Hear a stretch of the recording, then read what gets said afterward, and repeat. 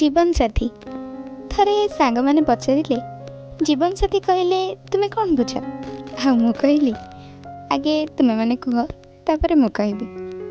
ତାପରେ ସେମାନଙ୍କ ଉତ୍ତର ଥିଲା, ଜୀବନସାଥୀ ତୁମକୁ ନିର୍ବିକଳ ଭାବେ ଯିଏ ଭରସା କରେ, ଆଉ ସମସ୍ତେ ଯେତେବେଳେ ତୁମ ବିପକ୍ଷରେ ଥିବେ କିନ୍ତୁ ସେତେବେଳେ ସେ ତୁମ ହାତ ଧରି ସାହାରକ ଭଳି କହୁଥିବେ, ମେ ହୁଁ ନା। ଆଉ କିଏ କହନ୍ତି ଜୀବନସାଥୀମାନେ ଜୀବନରେ ଯେତେ କଠିନ ପରିସ୍ଥିତି ହେଉନା କାହିଁକି ସେ ତୁମକୁ କେବେ ଏକା ଛାଡ଼ି ଯିବ ନାହିଁ। ଆଉ ମୋ ମତରେ ଜୀବନସାଥୀ କହିଲେ କେବଳ ଯେ ସବୁବେଳେ ତୁମ ହାତ ଧରିଥିବ ତାହା ନୁହେଁ, ବେଳେବେଳେ ହାତ ଛାଡ଼ି ଦୂରରେ ରହି ମଧ୍ୟ ତୁମର ମଙ୍ଗଳ ଚିନ୍ତା କରୁଥିବ। ଜୀବନସାଥୀମାନେ ଯିଏ ଜୀବନର ପ୍ରତ୍ୟେକ ସୁଖ ଦୁଃଖ, ହସ କାନ୍ଦ ଓ ସମସ୍ତ ପରିସ୍ଥିତିରେ ଆମ ସହିତ ଦୃଢ଼ ଭାବେ ଠିଆ ହୋଇ ରହିଥିବ।